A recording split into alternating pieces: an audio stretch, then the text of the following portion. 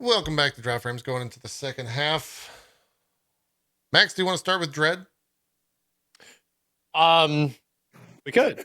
Okay. We definitely could. Yeah. Has anybody else tried it but me? I think you're the only one. Zeke, have you played Dread off stream? Not yet. Okay. But I'm ready for it. I'm preparing mentally for my journey into Dread. I don't know if I'm going to stream it or not yet. I got just shit on my plate right now as far as streaming goes, but it's definitely like top of the list of what I want to play next for sure. And I'm excited to hear about it. I have another question then. Has anyone else in here besides me played Super Metroid? Oh yeah. Yeah, as a kid. Yeah. Played it a long time ago, right? Yeah, I wouldn't say recently, but yeah, I'm very familiar with Metroid and yeah. Okay. So I never did. And I played I heard about that. I saw that. Yeah. Oh, I saw your little clip. A few days before Dread came out, right? Interesting. So, I mean, long story short, I absolutely loved it, right? There are definitely some cumbersome things in old Super Metroid, but I was like, at the end of it, just like clapping at the end of like when the credits rolled of Super Metroid, like this 1994 game, right? Yeah. But it made me really excited for Metroid Dread, but also like, man, they're never going to be able to hit the notes that, Super Metroid has. That's just going to be almost impossible. But a lot of people were telling me like, dude, you got to play Zero Mission. You got to play Samus Returns Remake. You got to play Fusion. They're really good. And I just didn't have the time to jump into them. So crazy enough, I'm like officially a Metroid weeb now. You're full on Metroid fan? In like 1 week. It's crazy. So yeah, I really like Super Metroid, and I like Metroid Dread even more. This game fixes a lot of the stuff that Super Metroid had problems with, which is obviously controls, character mobility, and stuff. This game's like hyper action game focused. It feels so good to move around and play in this game. I think the biggest, most cumbersome element is the fact that there's no D-pad controls for some reason. Weird. Which is the weirdest thing. Yeah, it's actually an analog controlling 2D game. But that's like my one big gripe about it. So I really enjoyed Dread. I know you guys haven't played it, and I don't want to talk much about the game. But I would say, because I prefer you just to go in and just discover things, because it is the most enjoyable thing, is what I understand a Metroid game is now, is just discovering and figuring out what goes to where and how goes to what, and searching to see what's possible, and then solving puzzles in your own way that is so much harder than the way it should be, which is now like I'm like, everyone's like, oh, Max is a Metroid fan now because he's solving puzzles the hardest way you possibly can and not doing it the easy way. I'm like, I get it. Yeah, I got through it last night on beat it 100% and I beat it on hard mode. So I've like cleared the game twice fully and did a full clear run. And I would personally say it's actually tied for game of the year with Returnal. And I already felt, I mean, as a secondary Metroid awareness, Returnal felt like it had a lot of Metroid elements in it already. In the world with the character and like the lore and that kind of stuff, knowing secondhandedly what's in the lore of these characters and stuff. Yeah, Returnal very, very much felt that way. So it's weird to me that there was like two games that were Metroid-like that are sort of in 2021 my personal picks for the game of the year. Yeah, I've heard like the theme, the emotional response to this is very much in the name of like Dread. Like they have created a game where you're constantly fearful of everything. Is that like, do you agree with that, or do you still feel completely disagree? Really? I think, and I actually like had this conversation with the chat. I'm like, I don't know why they call this game Dread. Really? Like, like there's this part you're literally watching right now where you're being chased by these robots and shit, which is honestly there to switch up the sort of monotony of a Metroidvania of just getting thing moving to one place, unlocking this, getting next thing, right. It's there to be like a bridge gap in between sequences where these guys also give you like unlocks and stuff. And I really like these sequences, like these stealth missions. They're actually intense. and they get really intense later on. They're fun. So to me, it's like, yeah, the meme was like, oh, that's the dread kicking in. And yeah, like when you're getting chased by these things, they're very segmented. It doesn't, this occupies like less than 10% of the whole game. Oh, weird. Okay. It's a very small amount. So to me, it's like, I'm actually kind of like curious story-wise, like why they went with the word dread. And because the rest of the game is a fairly challenging, very fun and rewarding game that to me, like even on a second playthrough, I was having a blast, dude. Sorry, I'm skipping ahead here. I think the reason it was called Dread is a nod to a previous Metroid Prime game where they mention it, right? You're right. It's like a mission log. It's like Operation Dread or something weird like that. My chat told me that. Oh, weird. Mm-hmm. No, so it was just a weird, like, just a little kind of like throwaway info line in one of the Metroids. We're just like, this must be the God, I don't remember what it was, but like this the Dread Initiative, Project Dread, or something like that, and that was it. That's all you got of it. And it was like, what the fuck? And then everybody who was like a Metroid file was like, they said this was happening, or this was coming, or this whatever. They mentioned that in the other game. Yeah. I guess another question I have about it that I've heard, but I don't know if it was ever, I never heard confirmation of it. Is this like the end of the story of Samus Aran? Like, is this the conclusion? Is where does it put the story? I won't say, because I guess that is like technically spoilers. I will say this is absolutely the continuation. This is like right after Metroid Fusion, from my understanding. It opens with like Metroid 5, like on screen, the same way that Super Metroid opens with like Metroid 3. Yeah. It is a direct continuation of the story from Metroid 1 to Samus Returns to Super Metroid to Metroid Fusion and now this game, which is interesting because there's like a lot of elements it's going to be taking from the previous games in the series going forward, even though there was 15 years in between. Like there's a lot of time that passed. So it just continues like that. None of that really ever existed, that big time gap, and they just go with it.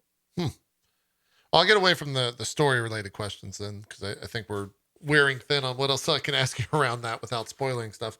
You mentioned like gameplay wise that it's difficult. Is it just like input difficult? Is it mechanics difficult? Is it like learning how to play the game difficult? A mix of all the above? Like where would you pin that difficulty to? I'd actually pin it to a little bit of everything, because I think the number one thing that immediately comes across as difficult is bosses. Okay.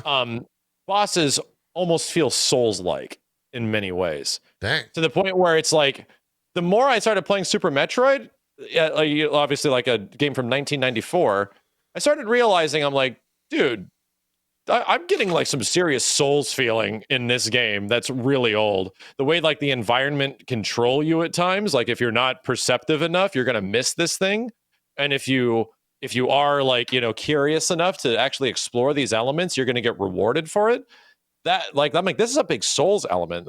And with no perspective from Super Metroid, I started realizing that. And that is definitely carried throughout this. Yeah. So yes, the game is absolutely requiring a bit of you in the dexterity department, but I think no more than a game like Ghost of Tsushima, where at the end of Ghost of Tsushima, it was like every single combination of every single button on this controller was a new action and something different you could do. Right. That is essentially the same thing that happens here, right? Like there is so many tools and cool gadgets and gimmicks that you're going to have by the end of the game, that the way you're whipping and zipping and flying around and doing stuff is like super impressive to look at when you get access to all the tools and utilities. Yeah. You didn't happen to play this on a new Switch, did you? On the OLED? No, I didn't get an OLED. I didn't get an OLED because I don't usually play Switch undocked. Yeah. And I'm like, the chat won't be able to see this. So what the hell's the point? Yeah. Yeah. The only time that I would ever play it portable, I have to fly home this weekend. I'm like, maybe I should get that OLED. Maybe for the 4 hours that I'll be flying, it's worth it. It's fucking not worth it. I'm trying to stop myself. It's going to be hardly worth it. 350? Yeah, it's more than the fucking like flight home round. Yeah, but it's a business expense. Maybe. Now I'm. So think of all the flights you're going to be getting on. Here's you got to the go thing, to TwitchCon. they're going to be I'm not going to TwitchCon. They're going to be impossible to find. Is the only thing. That's the issue. Is the scalpers rule the world? It's not a free market anymore. It's a scalpers market, which is maybe a free market as well. But yeah, they're impossible to find. So just a quick question. Maybe it's a stupid question, but the Nintendo, the Switch to OLED LED, it doesn't play any different dock, does it? Like on your... Nope. It comes with an Ethernet port on it, which I think is the only thing, but you can buy an extension or like a USB Ethernet plugin already for the Switch with the USB port.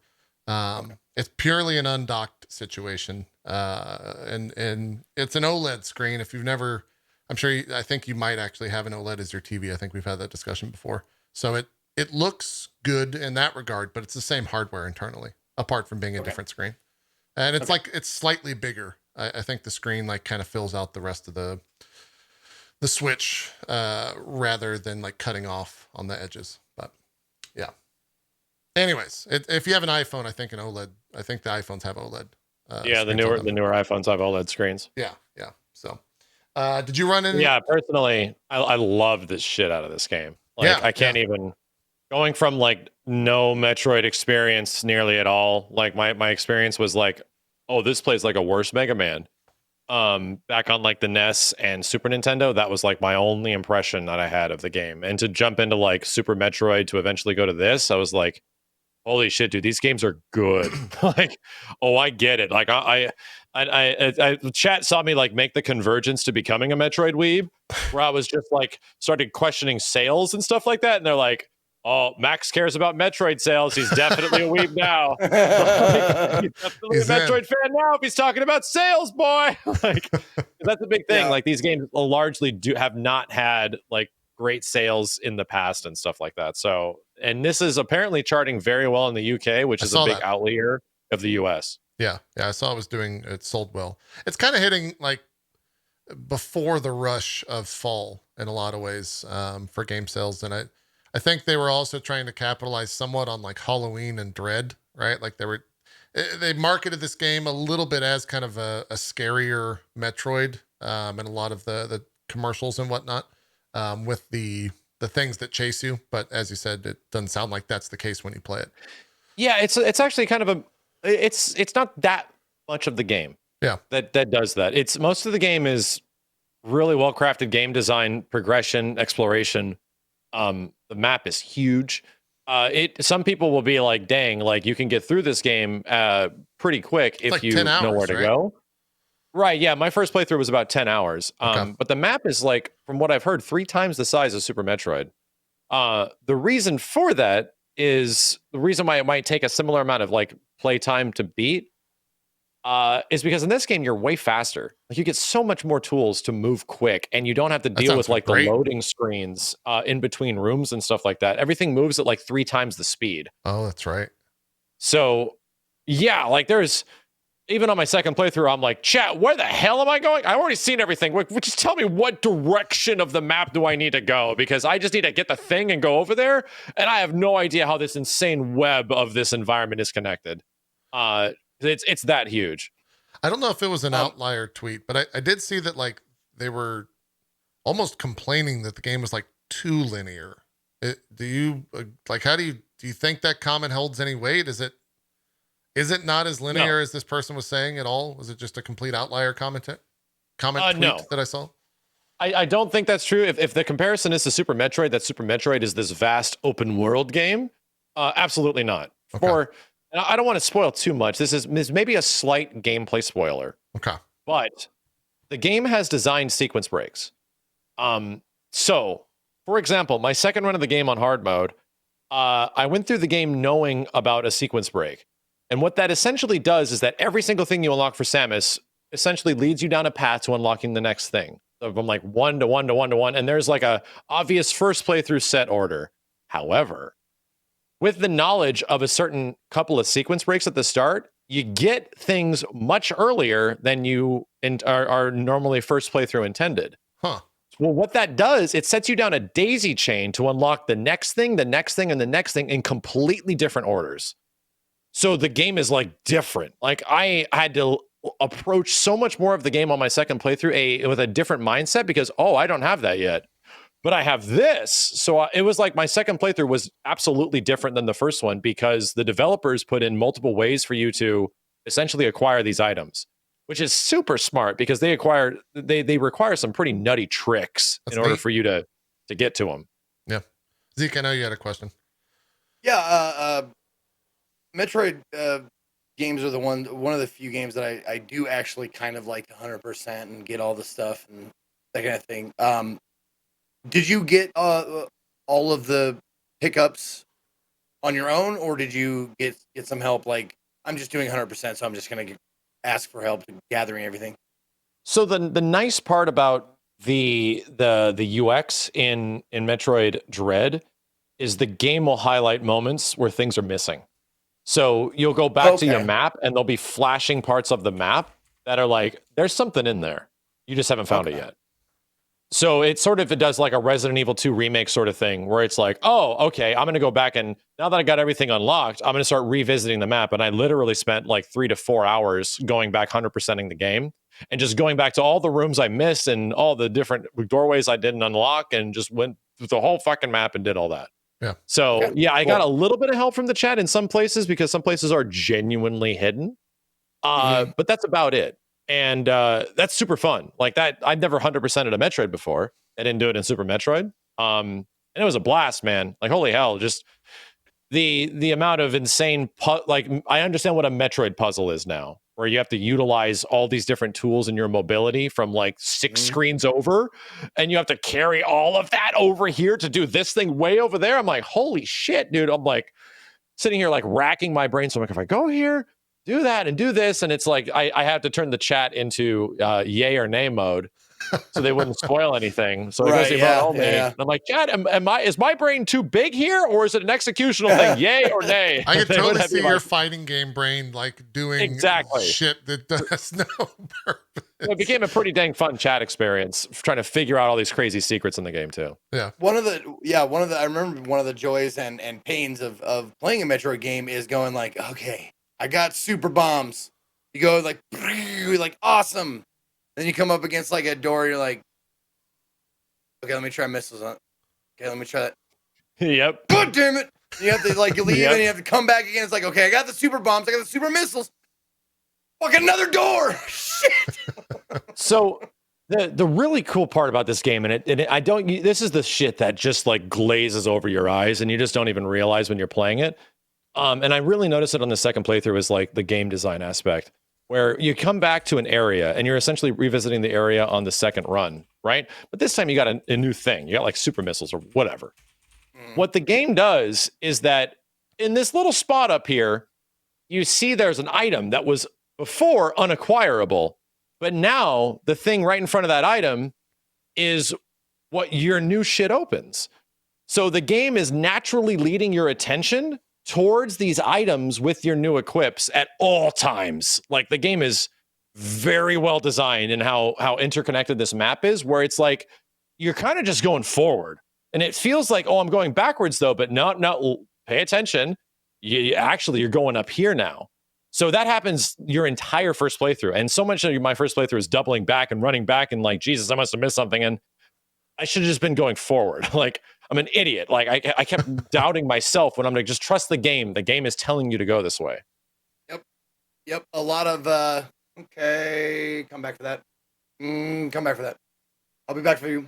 Okay. Yep. Okay, I see that thing. And you feel like I'm going to be back for that. I'm back for that and back for that. And then some things you will, but most of the time when you're playing it, that shit's going to come back to you actually naturally by the game design, which is really fucking crazy. Like they really thought this shit out. It's kind of insane. Yeah. That's what you want, I think, when you play a game like this. Yeah. Someone in the chat had a question. I think I'm curious as well. Have you ever played Hollow Knight, or did you skip over that? No, my wife did. I don't know if she beat everything, but yes, that is the number one giant requested game that everyone wants me to play, next to like Symphony of the Night. Yeah. Wait, have you ever played Symphony of the Night? I've seen it played, and I remember almost none of it. Wow. I remember like an upside down castle, and that was about it. Okay. You've unlocked some good games then.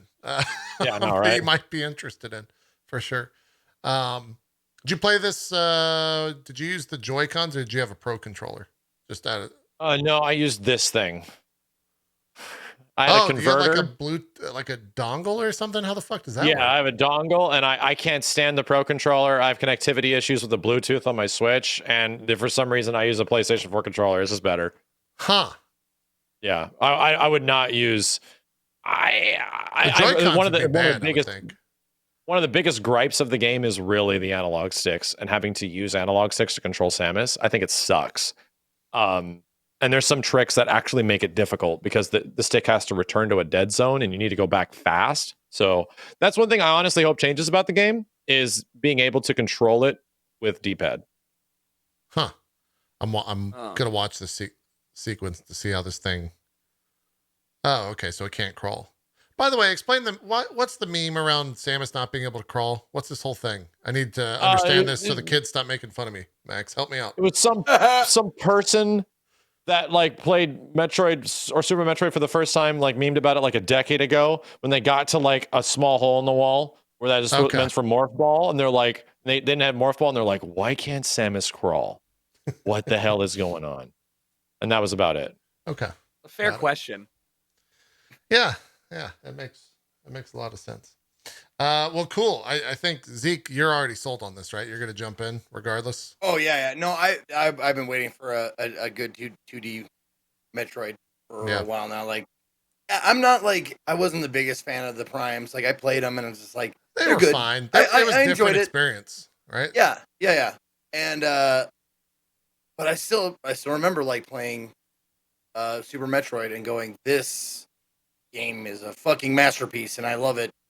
And I mean, even playing the Metroid 2 on the green screen Game Boy, that was a great game too. I was like, man, why they ever go away from this shit? This is just wonderful. Yeah. I think you're really gonna like this game.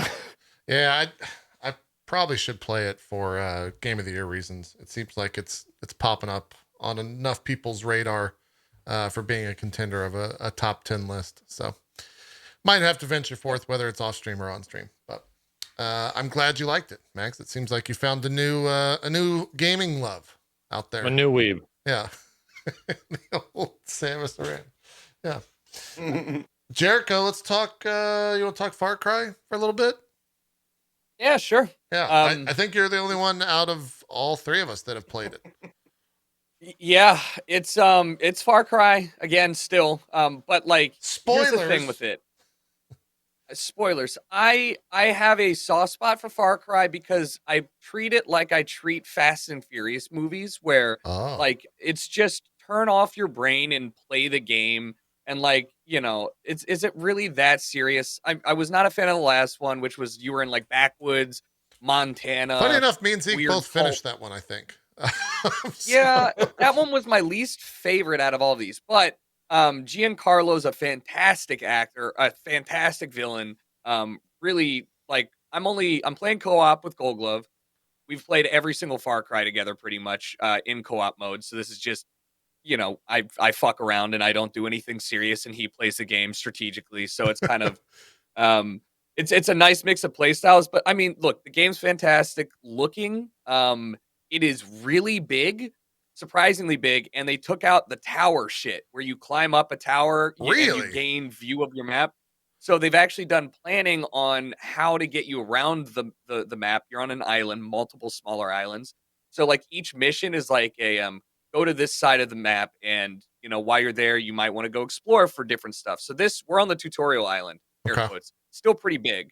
With a car, it took me like 3 minutes to drive across, 4 minutes maybe, and this was 1/15 of the whole map. Oh, it's fucking huge. So yeah, it's fun, stupid fun, good fun. The side there's like little RPG elements where you can like upgrade your stronghold to get like access to better weapons and whatever. And this is Guapo, one of your companions. I've heard a lot about Guapo. I feel like he's the star. Guapo's great. Star of the game. Chorizo's the winner. It's a little wiener dog with paralyzed back legs, so they gave him little like wheels, so you know he carts himself around. Wait, can you use him in the field like you can Guapo? Yes. Yeah. What are his gameplay moments? Like what? He like nips at the heels and distracts the enemies. Yes, He's Far very Cry. liable to die. Yeah, I mean, you can cockfight in the game. Like literally, you can. It's like a mini game where there's a cockfighting ring. You choose your cock, and then you go into there's use J, K, and L to do like high, mid, low attacks, and you can dodge, roll. Like it's like Apparently, Street it's Fighter. very Tekken-like.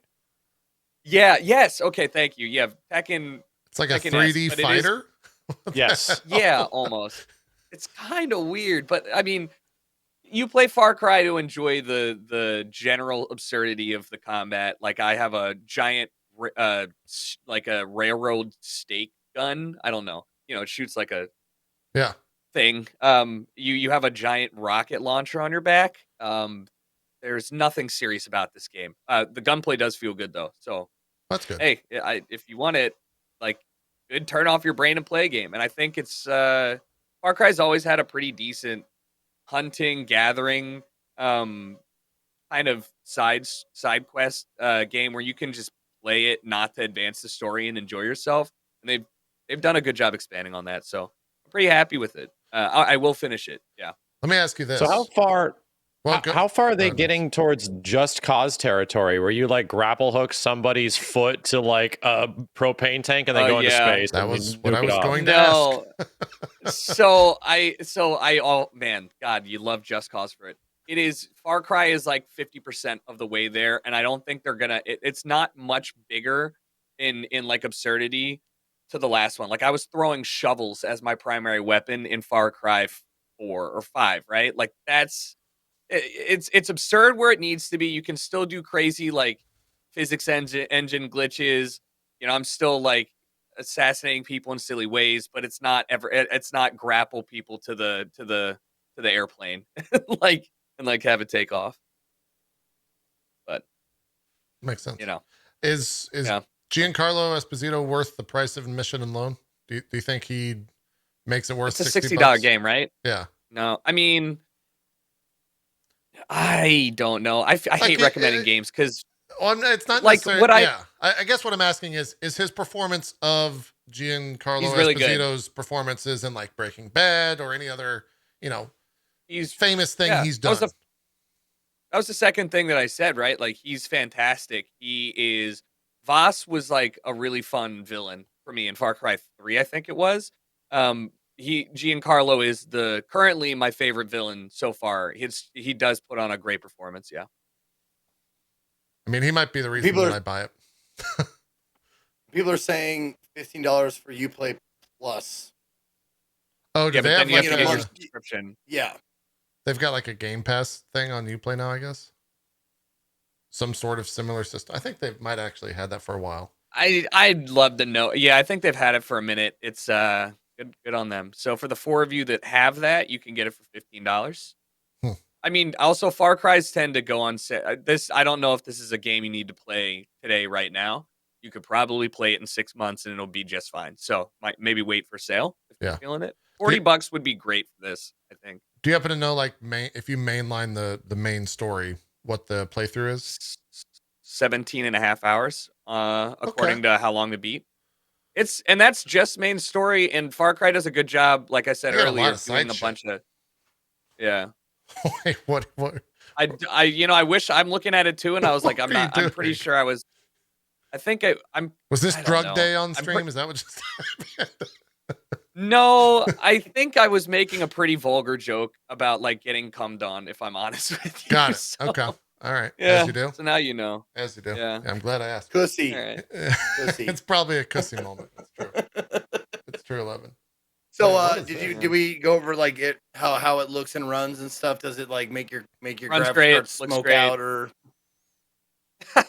I don't know, man. I think they've done a good job with the optimization. I play 1440p ultra graphics. I think 90 plus frames. I don't know if they have an overlay for Uplay, but yeah, feels great for me. Runs great for me. Looks great. The screen tearing is only in the cutscenes because I think they're capped. I don't know. They're maybe capped at 60. Probably something like for that. console shit. They usually do that. Yeah. Oh, and it's so cheesy, man. God, it's so cheesy sometimes, but it's just like that's Far Cry.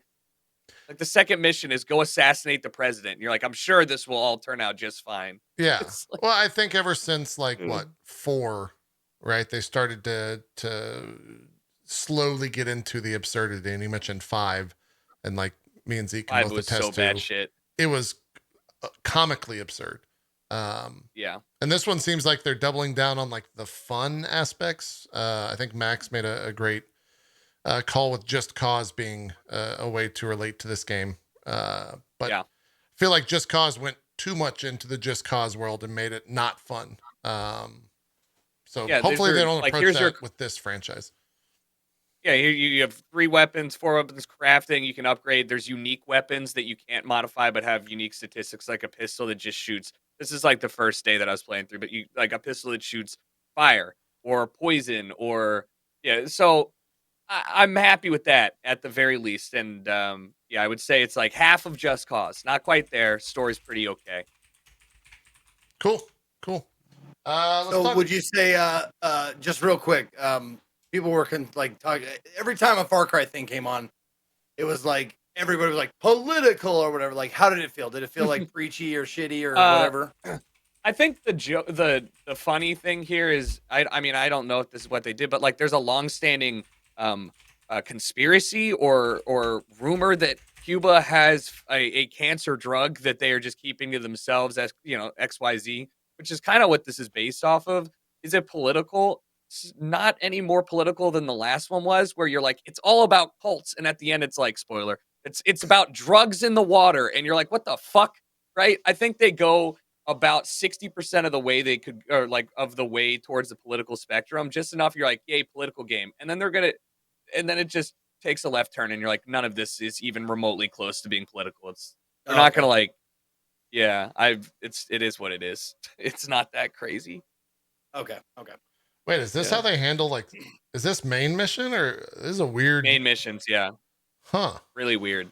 It's almost like, that's why I said it's kind of like RPG. Like you're in third person in some of the camps for no reason. You they don't explain it. You're just in third person. And then you go into first person when you leave the camp. And I'm like, okay. Great. Interesting. Yeah. Say hi to the cleaners. I see them then back there. Say hi. Oh yeah, they're doing it. They got the backpack vac. Yeah. Yeah. Feast your eyes on a 179 privilege. No, I'm looking forward to playing it. Playing Far Cry 6. You get a co-op? The only time I play any Far Cry games, I have a Far Cry partner just like Jerry, but I'll tell you, it seems a little bit less like co-op and more like kindergarten or babysitting or something like that. Well, I think that's the same thing. You're in Brennan's. Was that still Tutorial Island right there? So sorry to interject. Okay. Wait, no, I'm sorry. I didn't even see. I'm pretty sure. Just go back 5 seconds. Hit the arrow key. Oh, it's arrow key. Yeah. Yeah, that's still Tutorial Island. Damn. Okay. That's just me zoomed in on it. I believe I don't go off of Tutorial Island until yesterday because I was waiting for Goldie, and that's when it's like 8 kilometers across. Wow. No, I'm sorry, it's probably bigger than that. The longest distance we've had to go is like 6.5 kilometers, and that was just vertically the size of the map, not horizontally. So I was like, okay, and that took a while. It took like 10 minutes of driving. Is there any flying vehicles? Yes, there is flying tanks, airplanes, helicopters. Was there flying stuff in 5? Yeah, there were helicopters. For some reason, the only thing I remember from 5. Oh, there's for sure flying stuff. Okay. We had a lot of fun with those. Yeah, the only thing I remember from 5 is watching the AI people that I gave a rocket launcher just like try to shoot a rocket and then hit a tree 3 feet in front of them and just die. Well, that's I was like, this game is a great game. This game is it's all content for that reason, right? Like the AI is so it's like a show in themselves. I'll be hanging out and then like they'll get into a skirmish and then like fire will start and then Guapo will get caught on fire and he'll run to the enemy. It's just chaos. And you're just standing here like, all right, cool. Like, nice. What are you going to do? Awesome. Emergent gameplay. Yeah. Yeah. A lot of that. Emergent gameplay. A lot of that. Yeah. I don't know what that means. It's like a trendy buzzword now that marketing people, I shouldn't say developers, are starting to use for like open world games. It's the emergent gameplay that creates itself. Yeah, gameplay that creates situations that could be unique for every player type of thing is emergent gameplay. Yeah. Gotcha. Okay. Yeah, it's the new buzzword. One of them at least. Let's talk Battlefield for a little. Jericho, did you go back and play anymore after last Wednesday?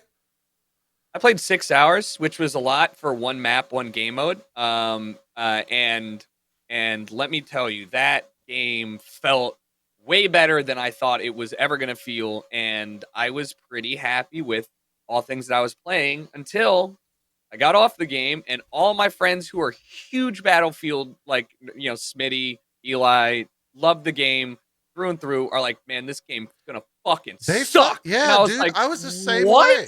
I was so surprised. Same exact experience that you had. Right. I was like, damn, it's gonna suck. Why? And they were going through all these lists on like the changes that they're making or didn't make since the alpha. All like they're very convinced that this game is not worth their support at the current moment, which was surprising to me because I was like, man, this game feels great, guys. Like the gunplay feels so snappy. Like I could not agree more. Oh, man. Yeah. I felt like we played two different games, dude.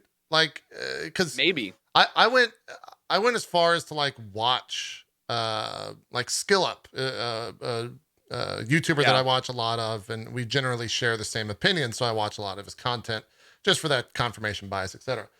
And I was watching him like talk about Battlefield.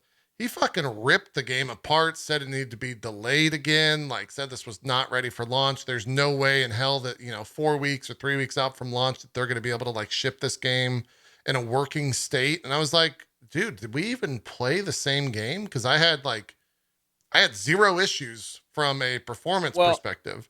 And the gameplay was like, the first day I was a little cold on it. And then I think the second day when I was just playing by myself and I started doing like dumb Battlefield shit, I was like, oh, okay, it's a dumb Battlefield game just like all of them. And I had a lot of fun with that.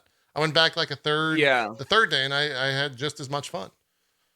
So the glaring issue here, which is very weird to me, is the build we were playing was confirmed to be at least a month or two old, right? It was from July. It wasn't from, it's not the most recent build, which I was like, well, then why are we beta testing this for you? Like, what is the issue? The HUD elements are huge and unscalable. Like, they really need to work on that. And then, as somebody said in my chat, and a lot of people echoed, they removed the class system that they had. So, like, and for me, a hardcore Battlefield player, I don't care one way or the other very much. I think that that's a fine change, but I get that people really don't like it because it was a core Battlefield thing they've had for a decade. So it's a weird thing to change it, something that's significant that also wasn't that significant or needed. Like nobody was requesting that change, I don't think. So I guess it was a lot of decision-making things that I was kind of confused for. And I have nothing else to add other than like, I have to kind of believe my friends that care way more about Battlefield than me, which is why I'm like, I will obviously play it on launch, but like, shit, what am I not seeing here?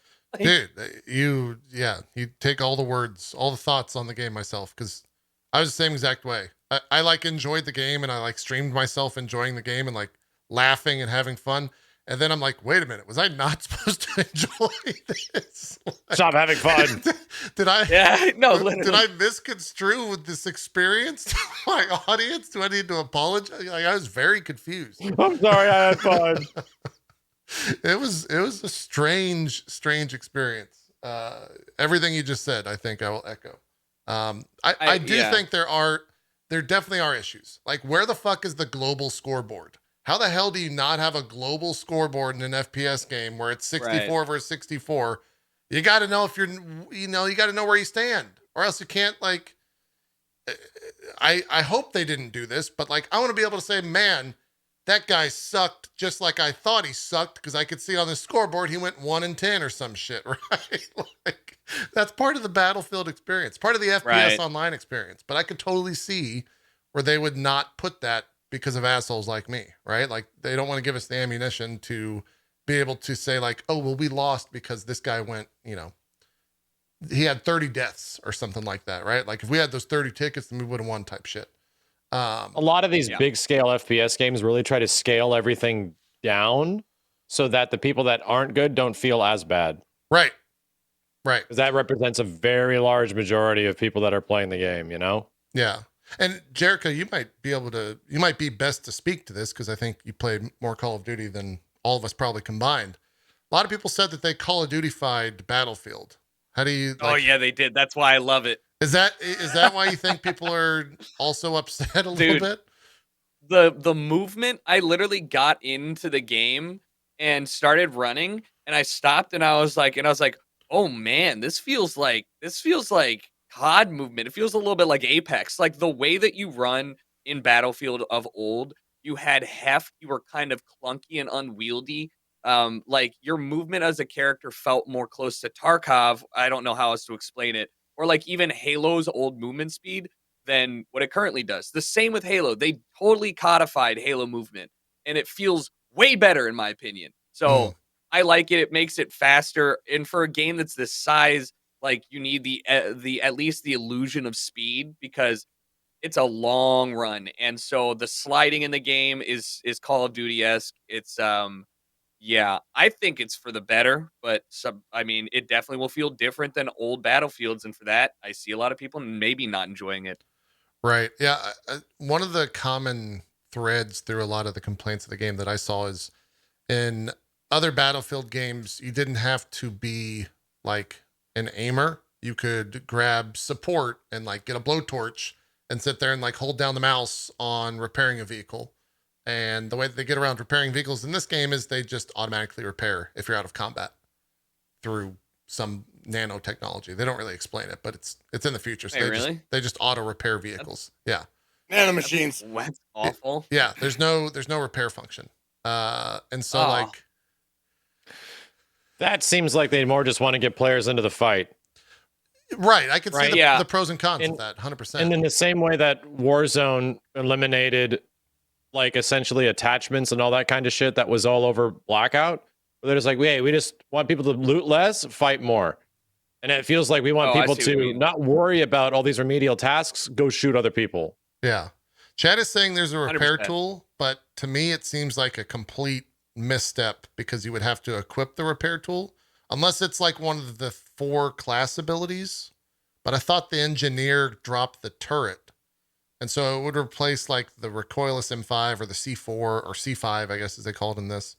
I don't know what slot the repair tool takes from that. It's equipment. It's just your equipment slot. It's the same as like the medic revive. Okay. You know what I also like, I feel like this year out of any year, they've really leaned fully into the only in Battlefield type slogan shit that they actually kind of like. Few games make me think to myself like, yep, this is a core like Battlefield moment with things exploding, flying around. Yeah. The grappling hook is so silly. It is so fun. it is like the fact that Halo and Battlefield in this game. Oh, in Halo I loved it, but in this one I was like, I'd rather have C5. I want to blow shit up, not like zip to places and die. No. Because you zip up and you use it as like a swing, and then you can do trick shots in the air. Like how it's like silly. I get what you're saying. It's silly. Yeah. For me, and I think this is just how we experience Battlefield differently. For me, I would go to the highest spawn point in the game, jump off with C5, and drop it on top of people that were unsuspecting. However, I noticed by the 3rd day, motherfuckers started looking up. Bomber. And I couldn't parachute it on top of people because they would just shoot me out of the sky. And so I don't know how how much fun I'm going to get out of that scenario. Try hard assholes. Let me have fun. There were some real gamers over the weekend. I'll say that. There are definitely some like weapon kits that you can get that just the time to kill is so fast. JERICHO, I got a question for you. In terms of the overall impression that this left with like the latest Vanguard beta, which one is sort of doing it for you more? Battlefield. Really? I'm actually not excited for Vanguard in that I'm excited for the new Warzone stuff. I don't play Warzone, but traditional TDM like unranked gameplay doesn't fucking do it for me anymore. Like, I can't sit and play unranked Call of Duty public matches for 6 hours. Like, there's my only goal is to have like 15 minutes of a good game and then do it all over again. It doesn't do it. Battlefield has these large scale, I don't feel pivotal to my teammates' success. So if I want to spend 20 minutes setting up a C4 rocket, like stupid thing, I can do that. And like, there's more content and variety here. Same with Halo. I feel like there's a lot more variety with what I can do. So, yeah, Battlefield also new game modes that they're going to try out with the Portal game mode and this like weird Tarkov type mode they haven't announced yet. They announced they had a trailer announcing a full trailer for that or something yesterday. I haven't looked at the news yet. I haven't looked at it. Yeah. And some of the leaks were saying that it was like, it was more Hunt than it was Tarkov. Right. It's tomorrow, maybe. Okay. I mean, well, I'll have to see what that's like. But like, all of those things are more interesting to me than the traditional Call of Duty experience. Warzone, great, fine, but Battlefield it's also $40 or $60 is a lot for Battlefield. Halo being free, I know we're not talking about it, is like, dude, huge. I'm gonna be 100%, and you know this because I talked about Halo the entire time that we were playing Battlefield together. I think Halo this year is going to fucking dominate every other multiplayer shooter on the market. Not only because it's free to play, but because it's the best one. Hands down. It is what you want from a multiplayer shooter with friends to just fuck around and have fun with. I think it's going to be just huge, which is great because I'm more of a Halo fan than I think I was of a Call of Duty and Battlefield fan, but I didn't get a chance to check out Halo Infinite, but everyone was saying super positive things, and I did definitely feel like, they Call of Duty-fied the shit out of Halo, but it might have worked out in its favor. Yeah. I mean, how do you feel about that? I don't know. Like, maybe I'm just reluctant to admit that they Call of Duty-fied Halo, but maybe they did. I don't know. I think but it's okay. Like you right? Right. Yeah. You don't have to admit that they Call of Duty-fied this Halo, because you have to admit that they Call of Duty-fied Halo back when Reach came out. Okay? Like when they put Bloom in, when they put specialist operators with abilities in, when they like all of that was hand in hand with like Black Ops and shit like that. Like it is Call of Duty-fied, but this Halo Infinite is still as true to Halo of an experience as I would have hoped it would be, even though the movement like Max is talking about is what I'm talking about when I say Call of Duty-fied. Like that, maybe even Apex Legends, because that grappling hook, I said it on stream. I was like, if you had told me that the second best grappling hook, maybe the best grappling hook in a video game would be Halo and not like Apex or, some other like Quake-esque shooter, I'd be like, you're so crazy. What do you mean? Yeah. Movement in this game is so good. The grappling hook is remarkable. Like, I'm so sad. Smooth. It's so stupid. The amount of like incredible moments that it creates, and I think it's forbidden for me to ever say, Zeke, you should play this FPS. I feel like Zeke would fucking love Halo because of the grapple, because it can get you into like crazy, absurd situations where you're grappling a fucking tank with a gravity hammer, and right before you actually like take over the seat, you let go and then slam the gravity hammer, and the tank goes flying in the fucking sky. And you don't even have to aim for any of that to happen. You just like point your reticle towards it. Those type of moments are just remarkable. It's so fun. But unfortunately, it is still Halo. So like you're going to have such a huge skill disparity. Like Halo, this Halo without hidden MMR, or I think there's going to be ranked playlists or something. There will be probably. Dude, it's gonna be one of those. Yeah, but I think there's also fine. I think there's casual play. This is big team battle, and honestly, I had more fun playing big team battle than I did the 4v4 stuff. Weird. I was just about to ask that. How big is BTB in this game? I think it's 8v8, so 16 players. No, it's more than that. Is it? It's 16v16, right? That's great. 12v12. Oh, it's 12v12. No, it's 12v12. Yeah. Okay. Yeah. That's decent. Yeah, that's good. Yeah. That's what it's always been. And it was CTF. At CTF, they had some Team Slayer in this. I never played Strongholds, but it's kind of like it's King of the Hill type deal. Even that thing right there, by the way, the other equipment stuff, it's a pushback. So, for example, if a fucking warthog is barreling down at you, you pull out this thing, and if you aim it at a wall, the warthog gets knocked back, slams into a wall, and explodes, and you kill 3 people if there's 3 people in it. Like, that type of stuff is going to create so many fun moments of just, in previous Halos, if you saw a warthog and it was just you'd get obliterated. You would get destroyed by the turret. And now there's actually like a way to defend yourself against that type of shit. And those equipments are everywhere on the map that you'll just stumble upon with how they've built. So they're levels. not cooldown based. No, there is a cooldown on them, but it's very short to where you will be able to. You don't have like an inherent, I'm the grappling guy, I'm the reflect guy, or anything like that. No. Okay. No. Weapon pickups. Yeah. You can go to, like that, right? That shit is only Halo, where you're in a fucking warthog flipping around, like losing your shit, right? It's great. Yeah. It's great. They are. I still think it's. They are spawns, by the way, Max, on the map. But when you walk up, so right there, I don't know if you were able to see it, but at the bottom, there's a little ring. Yeah. And when the item gets picked up, the ring starts back and it starts to slowly like fill. And so you can very much walk up to a spawn of whatever item, look down at it very quickly and be like, oh, this is going to spawn soon. I'm going to sit here for like 30 seconds or 5 seconds or 10 seconds. And then it'll spawn. You can go on about your way. So they're very smart with like the visual cues for that type of stuff. What were we going to say, Jericho? You remember? I don't remember what I was going to say, but I mean, in a similar vein, just to be like honest, the first alpha playtest that they had, I was shitting on it. I said it felt horrible, like not like it was just, there was a lot wrong with the game, to the point where I was like very disappointed. So that's why when I got on this one a couple weeks or I guess a month later, I was floored by how much better it had felt. So I don't know what they did, but like if that's the level of updates and stuff, then good. But I still think it's a mistake not to launch with Forge. I agree. Co-op campaign, that sucks, but like Forge, I think both are like a huge blow to what you expect from a Halo experience on launch, right? Wasn't there also like controversial leaks about like a battle royale or something like that too? Wasn't there something like that in there? Mm-hmm. Yeah, they historically said that they're not doing that. Yeah, at least not at launch.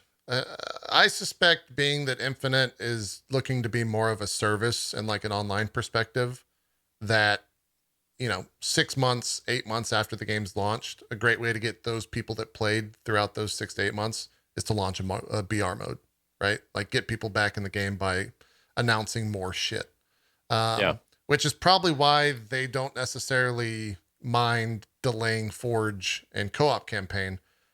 Great way to get people back into the game is, hey, you can now play the co-op, or you can play the campaign with your friends, or you can play the Forge maps with everyone else. Come back and play this free-to-play game. Do we know if this is the last like Halo, or like, because if what you just said? One of the cleaners hit the internet. Oh man, that's a 186 move right there. Top 100 wouldn't have them hit the internet. No, top 100 has robots doing that shit. Isn't that right, Max?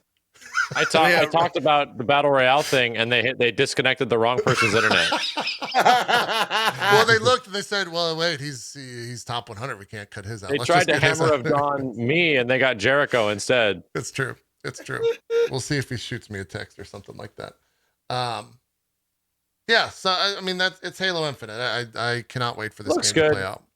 I'm actually curious because I'm one of the weird ones. I loved the Vanguard beta, and this is somebody that kind of stopped playing. I stopped playing Call of Duty multiplayer back at like Ghosts. It became less and less interesting. They made things worse and worse and worse, and I was like, this just isn't as much fun as I remember. Dude, the Vanguard beta had like 24 versus 24 on relatively normal sized Call of Duty maps. It was bonkers, and they sort of have taken away those big team like large scale ground war on normal sized maps, and Call of Duty has been gone for a long time, and I'm like, what the hell? Now they're bringing it back, and it's like, hey, normal sized maps, shit tons of players, it's super fun. So to me it's like, damn, this is doing exactly, I mean, it's relatively like it's a World War II shooter, but I was having a lot more fun with it than Modern Warfare multiplayer, than especially Cold War multiplayer. As I played those games for a few minutes, and that was it, man. There's a grapple, but I started grabbing at every single one. Yeah, I can't remember the last time I played a COD multiplayer. It was probably like Warzone when it was first announced, just because it was a new thing. Warzone and Blackout are genuinely great times. Yeah. Did you ever play the? Do you play the campaigns at all? That's like the one thing I do play is the campaign for every game. Really? I haven't. I don't think I've played the campaign since Black Ops 2. Man, I don't. Maybe I think I played Infinite. No, wait. I think I played the one with shithead Kevin Spacey, whichever one that one was. Oh, that was Advanced Warfare. I think it was Advanced Warfare. Was like the last one. To pay respects, or press F to pay respects. Yes, that was the last one I played. Yeah. Okay. They're pretty. The past two have been pretty fun. I've ranted before on the show about how much fun I had. Everyone says Infinite Warfare is like primo, like single player Call of Duty campaign stuff. I'm kind of curious to see if I get a chance to check it out. Yeah. They're dumb campaign fun, right? Like you know what you're gonna get, and it looks very pretty ultimately. Yeah. But I think I actually played the Modern Warfare or the Infinite. Hold on, excuse me. The space one. There's a lot of words. I played the space skipped Call that of one, Duty and you campaign. played the space one. Yeah. I think that was the one. That was the only one I've skipped. I think so. Maybe I have to go back and revisit that. But yeah, sorry guys, I am here. I'm just letting you know. That's true. Didn't mean to scare you with my voice. I got confirmation. The cleaning crew did pull the Ethernet cable, so JERICHO will be back. That's amazing. Yeah. Nice. He'll be back soon. Yeah. We saw the whole story like pan out right in front of us. She was like going up the stairs, that she was in the back, that she circled around a few times, that she's coming through and destroyed the internet. That's true. What else do we have to talk about? Battlefield, to kind of sum it up. I hope all the things that people want changed and fixed get fixed, because if that means that I don't have friends to play a Battlefield game with, that'll definitely shorten the amount of time I spend with Battlefield. That is a game that is like quintessential fun with friends. For whatever reason, it might just be the fanboyism that took place. I played the shit out of Halo Infinite, and I had no friends playing this at the time.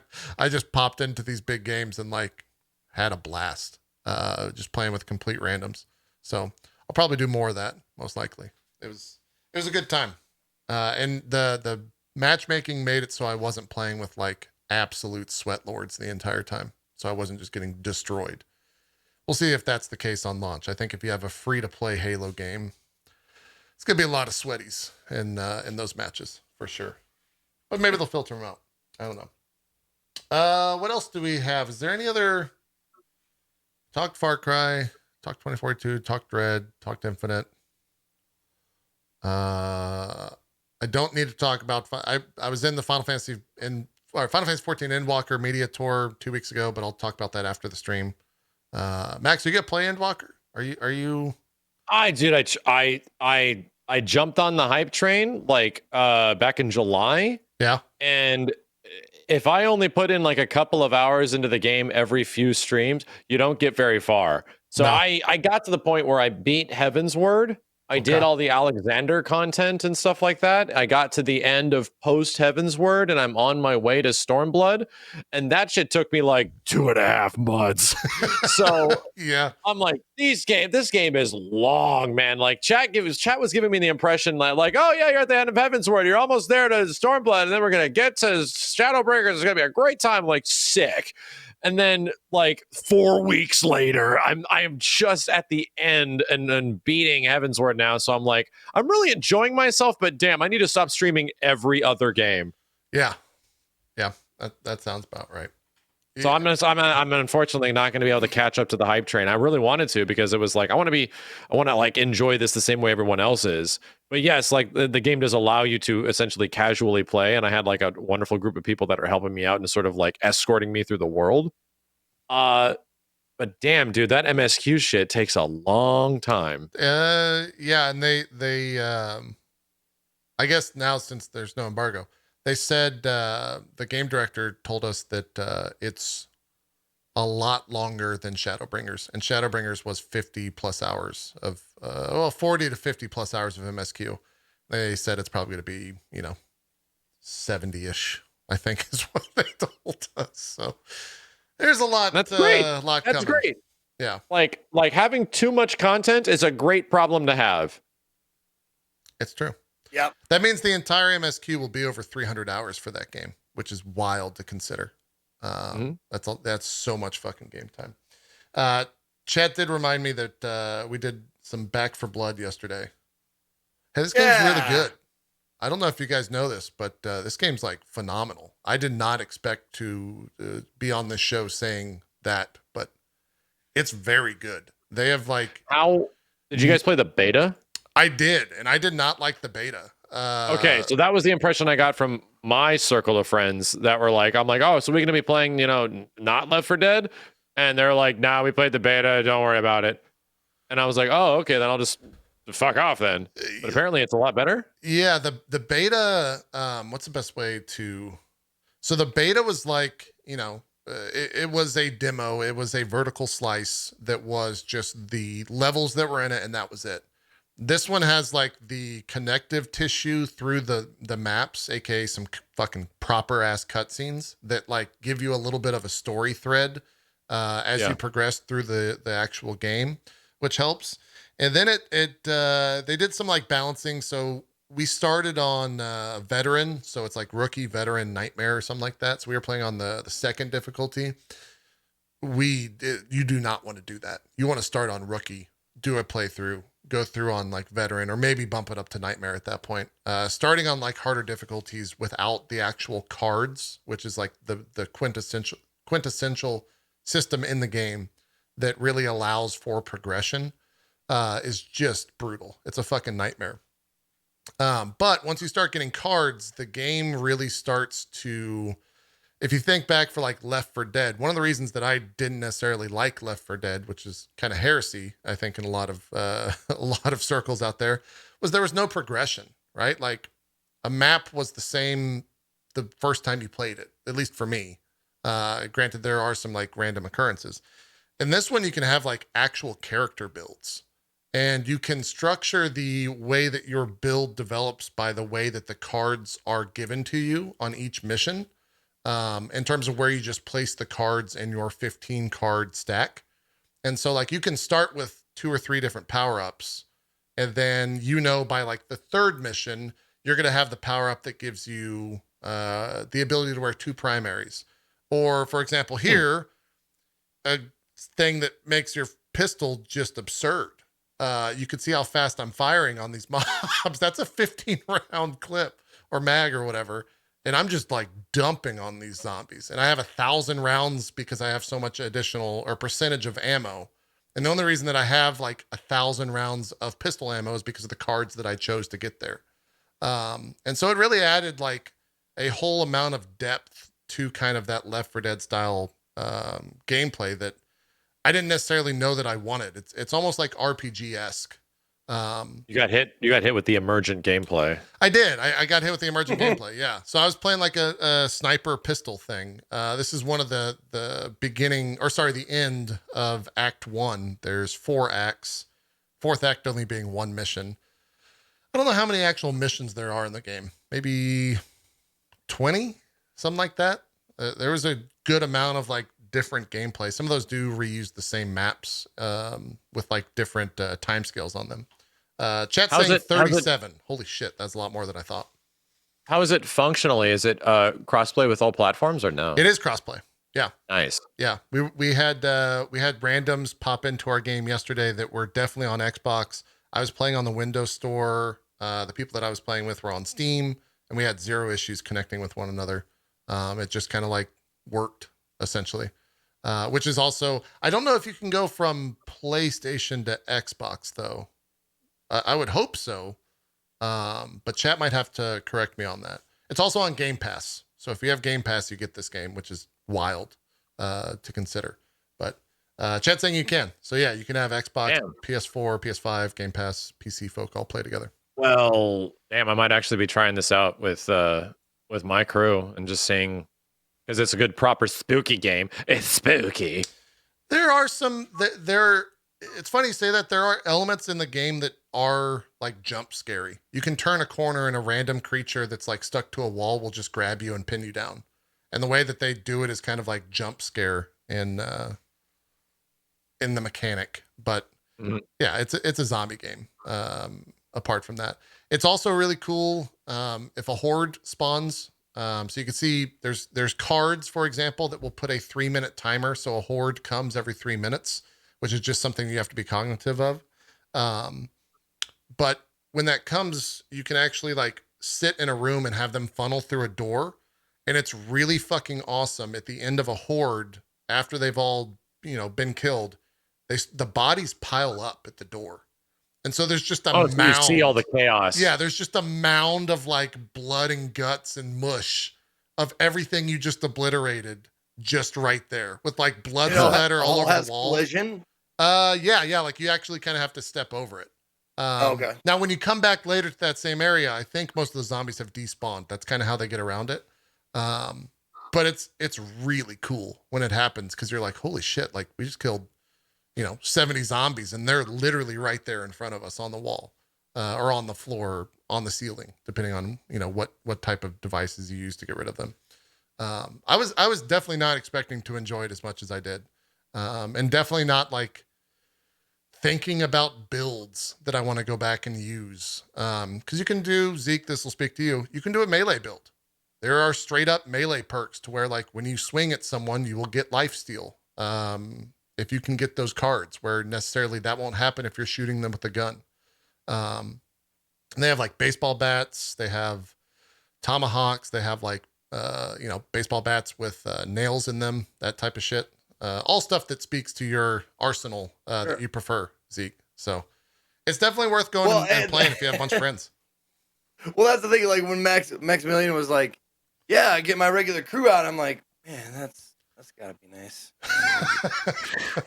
You go out there with like 3 friends, and that's all. I mean, 3 doesn't seem like that much, right? Yeah. Yeah, dude, I absolutely identify that that's a mega luxury. There's a reason why I hold that dear, because it's like the break of like the solo streaming. Yeah, I know. That's the thing. People miss that shit, man. People miss like just like cranking on games with that usual like few dudes or like whoever your crew usually is and just playing. Yeah, I know. Yeah. Well, also it's my fault. Like I'm not saying like, oh, poor me, forever alone. I'm saying like I know that I've played co-op games on my stream before, and it's it feels like I'm ignoring chat and all that kind of stuff. I'm not as interactive with them. I'm not like picking out comments and stuff like that. And it always feels weird, so I tend to shy away from it and only do it like on special occasions. It's a different stream. I 100% can relate to that. Like you approach chat differently. And if like your stream or your chat is not necessarily used to that, it becomes apparent very quickly. Maybe I need to make them used to it. Maybe I need to treat them, like to more co-op streams so they get used to taking care of themselves when daddy's not paying attention. Dude, pick a day. A deep tissue massage to the chat. Yeah, just make it like, hey, we're doing multiplayer shit today. I want to check out this, it's multiplayer Monday or some shit. I think you take Mondays off, but yeah. Sounds great. Yeah. It's I enjoyed this game a lot, and I think it does, even if you're just going to play through the actual like one go campaign on Rookie, and you have no inclination to go back and play on the harder difficulties, I had a fun time with it. We only got like a little bit under halfway. Jericho, did you play this yesterday?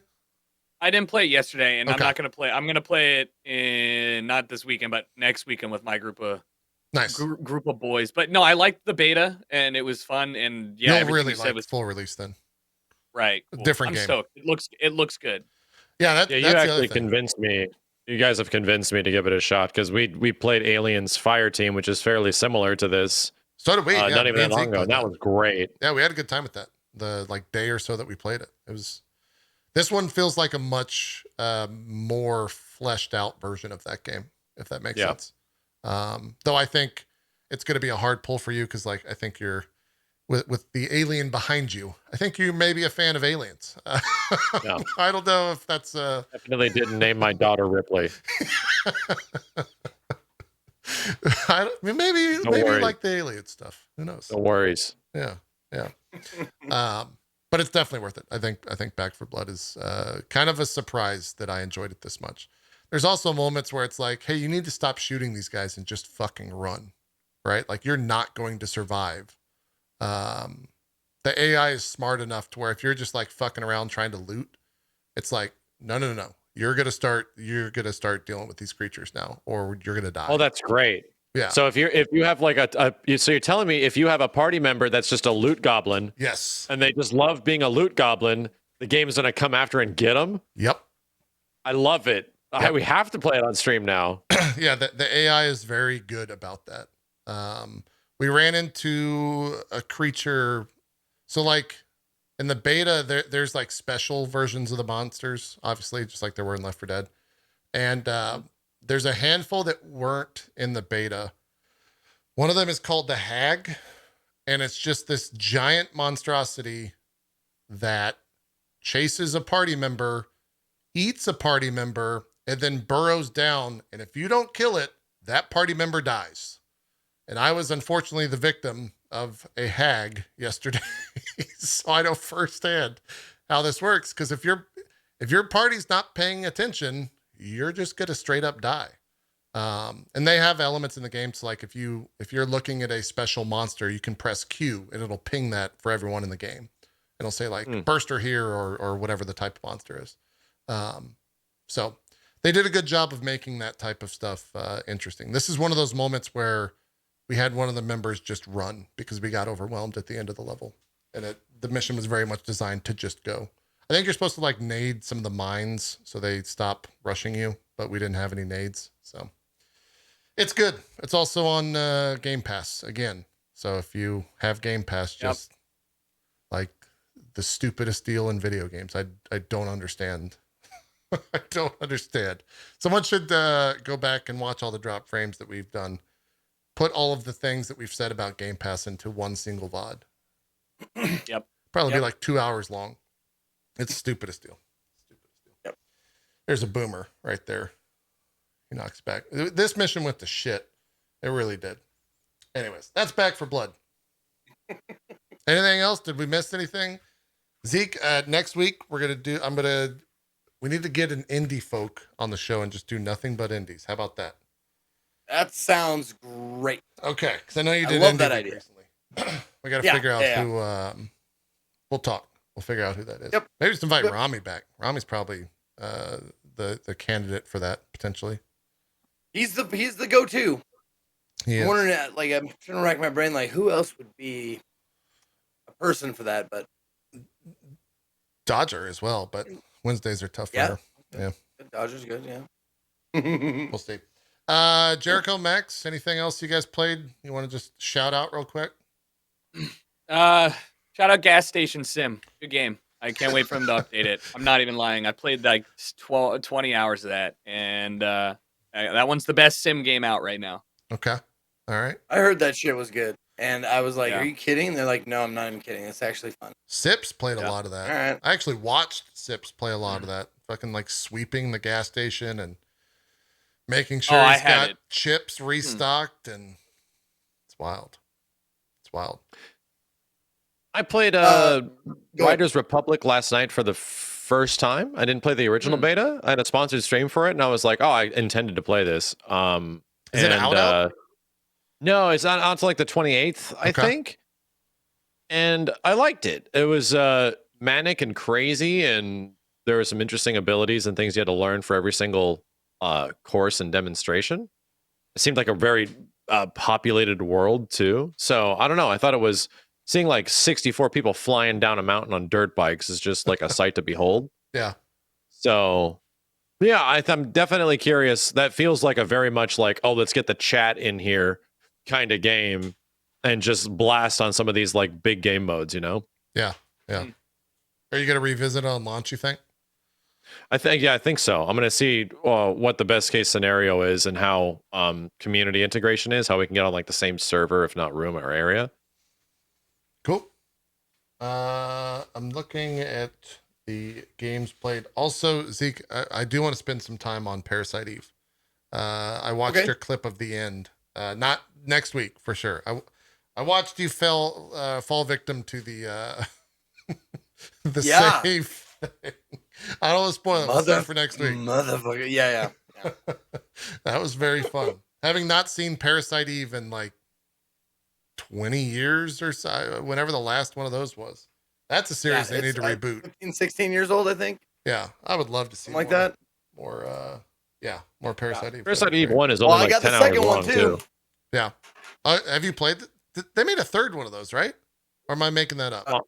They made a third one on like making PSP. it up according to fans. There is no third one. Okay. Yeah, they're like, 1 and 2 are awesome. Don't bother. Don't worry about 3. Kind of like when I was like, I want to play Devil May Cry games. Like, oh, you're gonna play 1, 3, 4, 5. Like, wait, did you skip a number? Like, no, we didn't skip a number. That doesn't exist.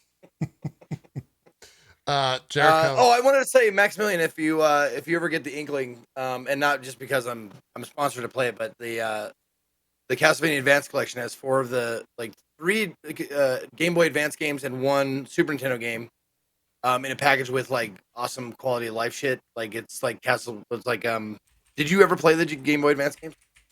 I knew of them. I never played them though. I've actually never played through a Castlevania game in full myself at all.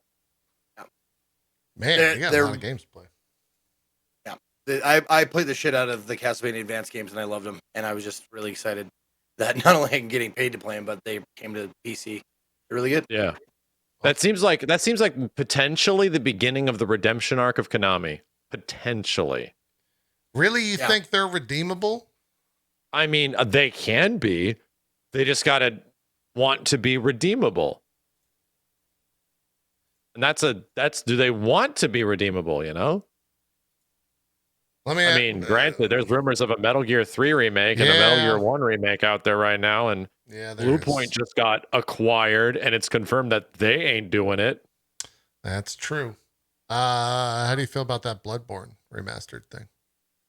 Dude, I don't think I want anything more than Bluepoint making a Bloodborne style like Demon Souls version of Bloodborne. Don't even get me started. Don't even get me. So the rumor is, right? The rumor is around the moon. People are hearing that, Bluepoint is apparently making a remake remaster of Bloodborne. Yeah. And then the other rumor is that they are also working on Bloodborne 2. Yep. Which to me makes a lot of sense because it's now a first-party Sony property, and they might have like all the game design go through FromSoft and the actual engineering to make the game look good, because FromSoft games look kind of ancient, to make the game look like as good as Demon Souls. That is my Omega, like this is my copium. You know, like I'm just sucking this shit down every single little thing I hear. And I'm like, oh man, it's making me feel good. Yeah. It would definitely, if it does get announced, I think that actually surpasses the level of Elden Ring's like reveal, like trailer reveal. That would be a pretty fucking big moment that Keely's probably seeking for a Game Awards show. Well, we still want to see what the hell Elden Ring looks like. Apparently half the world has seen it, and like a whole bunch of us haven't.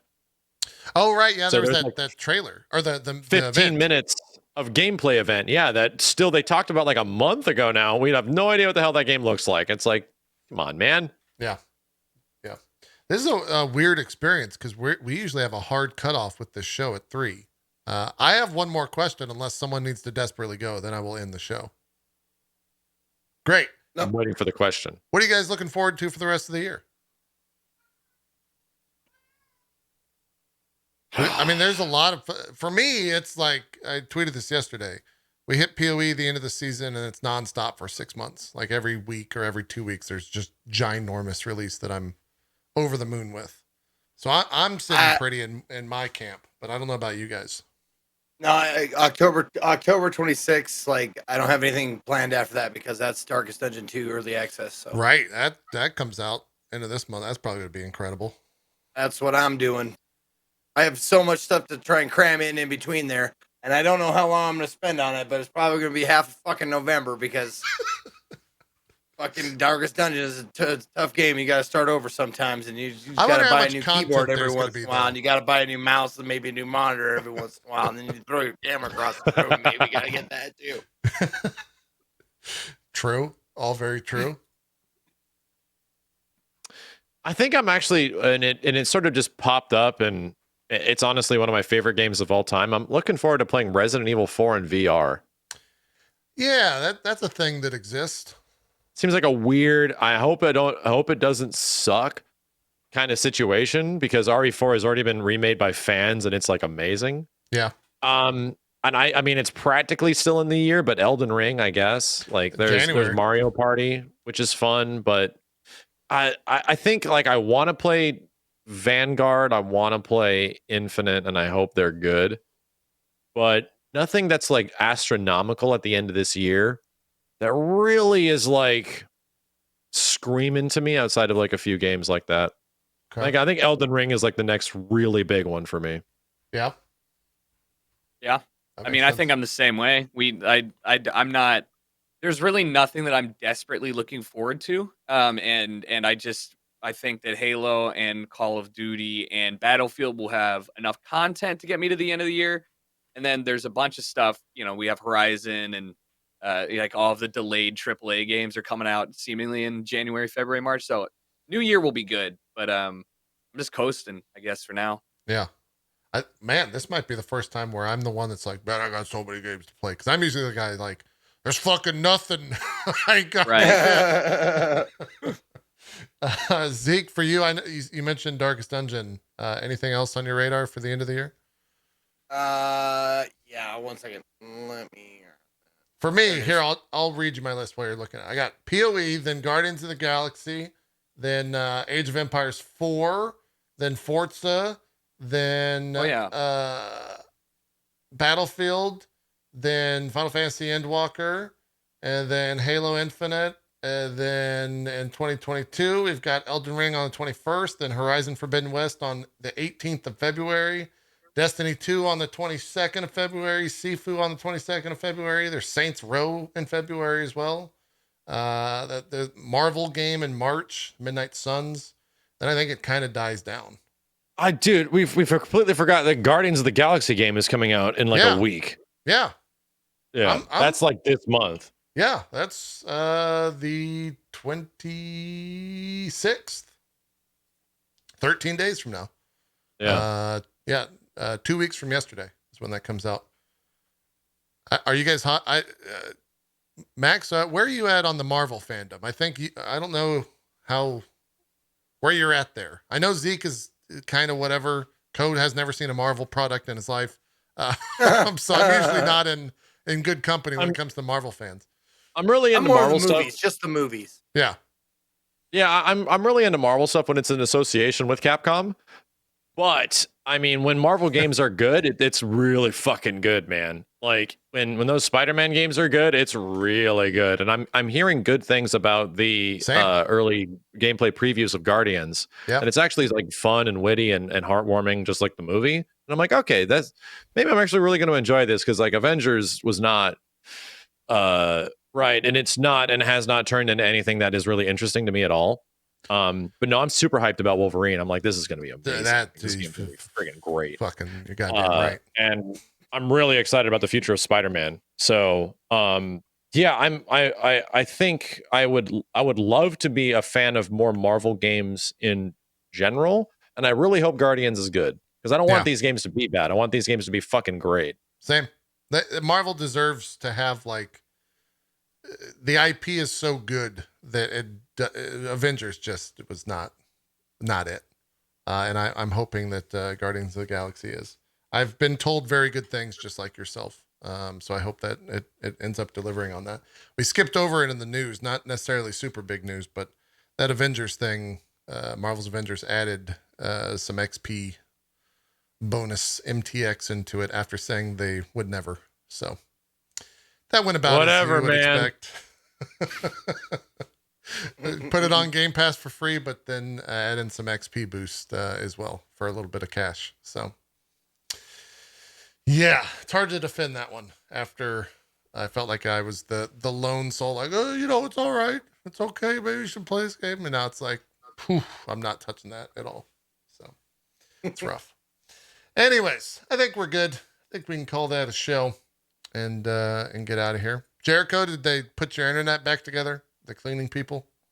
Yeah, they just tripped over the wire and pulled You my just internet. have exposed Ethernet? Jeez. My home is actually wired for Cat 5. I just don't know they had left an entire switch in my because this used to be an office. I don't know why they left like a whole rack is in there. I don't know how to use it. I gotta have somebody come over and like tell me where to plug it in. There's like 32 Ethernet ports in it. So nice. Yeah. You'll get it worked out, I believe. Yeah. Zeke, I completely forgot about your list after I asked you to look into it. What's your list? It's honestly like I have trouble looking ahead, but like Darkest Dungeon, like most of my list is like shit that I have to catch up with. Like I'm going to play Outer Wilds DLC very soon. Lost That's Judgment, right. Persona 5, came out. Persona 5 Strikers. I got to get to that. But also like there's one other game. Oh, Inscription, which is dude. I don't know if it's big cool. or small, whatever. But it's by the guy who did Pony Island, which I just fucking loved. Yeah. I love weird games like that. So did you watch really the trailer for that, Zeke? The most recent trailer? No, I don't think I have. Ooh, it might be a little spoilery for you, but that game's got some weird shit going on. Good. The weirder, the better. The more surprising it is. It starts with the dev, and he's like saying, like, "Hey, I'm the dev behind Inscription. Blah blah blah. Cool game. Here's how it works." I saw the thumbnail of it. Yeah, here's how it works, and they like go into a game, and he goes, "This is a squirrel. Squirrels are like the currency for the game. Blah blah blah." It goes to the next thing and said, and then you always want to play a fox. If you get a fox, you want to play the fox cards at all time. And there's like a raccoon there, and on the raccoon's card text it says like, "Hey, yeah, I'm talking to you." And the guy's like, "Oh, that's weird. I don't know why." It's like, "Don't trust this guy. This guy's full of shit." And you're like, "What the fuck is going on?" And they dive into that a little bit more. And then there's like some skips, and yeah, it seems a little wild. Yeah, no, I'm all about like games like that, Inscription, Doki Doki, Stanley Parable, like anything that like there is no game, like shit like that throws you for a loop. You're like, oh, what the fuck is actually happening? Oh, yeah, that'll be good. That I'm eager to see you play that one and come here and talk about it. Might be too spooky for me, even, but we'll see. Anyways, let's do some shout outs. Zeke, what do you got going on? Where can people check you out? Tell us. Hell yeah. Well, first of all, thank you to Maximilian and Jericho for joining us and being wonderful guests. I didn't speak much, but I don't need to. I'm on here every week. I'd love it when guests are on here and they just take over and talk about their love of games like I do every week. So thank you guys for being here. Thanks, JP, for being my co-host as well.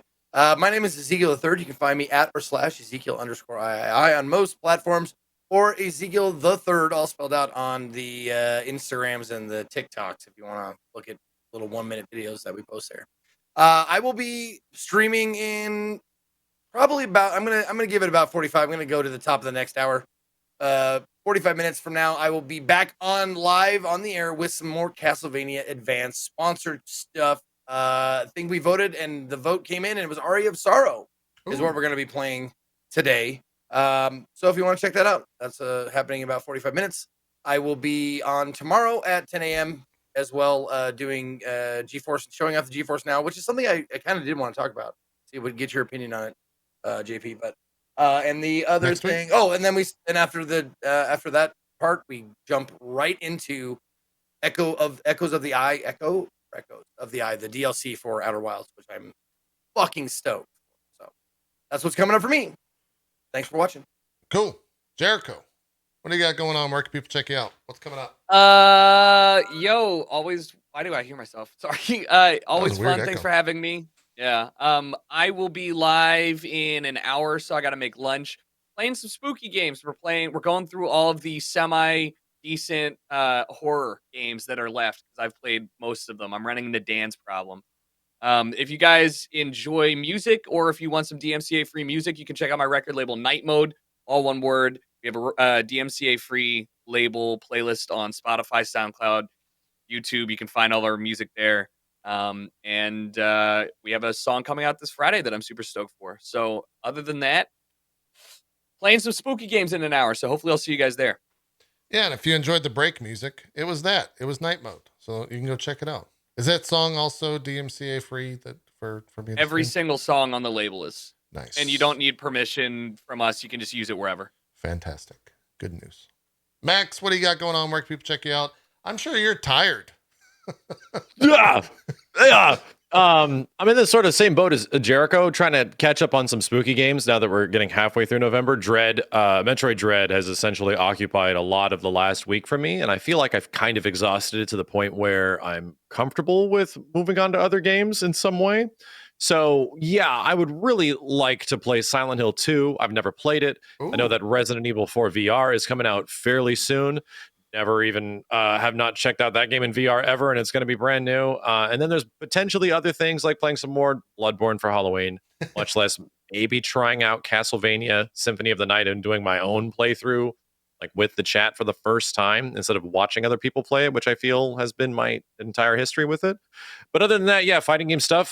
Big updates happening this week for Guilty Gear Strive, which I'm looking forward to. And yeah, we're going to ride this wave until King of Fighters as well as Elden Ring next year. Yeah, looking forward to it. When does King of Fighters drop? It's around February. Oh, like middle-ish February. Geez. I guess I thought it was sooner because they've been doing those character reveals, but I guess there's a lot of characters to reveal. I think they have like 38 or 39 at launch. Yeah. Holy shit. Okay. They're on like 16 or something right now. So yeah. I think they might be at 30-ish because they showed a whole bunch really fast. Yeah. Okay. All right. I must have missed some trailers then. Yeah. Anyways, that's that. That's the old drop frames. Thank you guys for watching. Next week, I'll declare it here. We're doing Indie Week. I don't know who's going to be here. I don't know who's going to be on the show, but we'll find someone. Zeke will have his day in the sun, and we'll talk about all the stuff that he's been playing as more.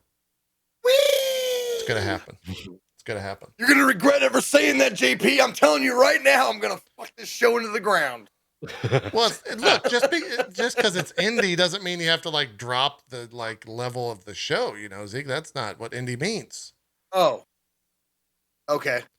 We're not gonna like come back and I everything. gotta write that down. I gotta write that down. It's not gonna be like chip indie. We're gonna be like the journey of shows. Show. Okay. Yeah. There needs to be a new subscriber emote, and the audio line is going to be Zeke saying, "I'm going to fuck this show into the ground." Oh boy. Clip it, ship it. Yeah, clip it and ship it. All right, that's it. Thanks everyone for watching Drop Frames. We will see you next week for Indie Week. We're out of here. Have a good one. Bye-bye.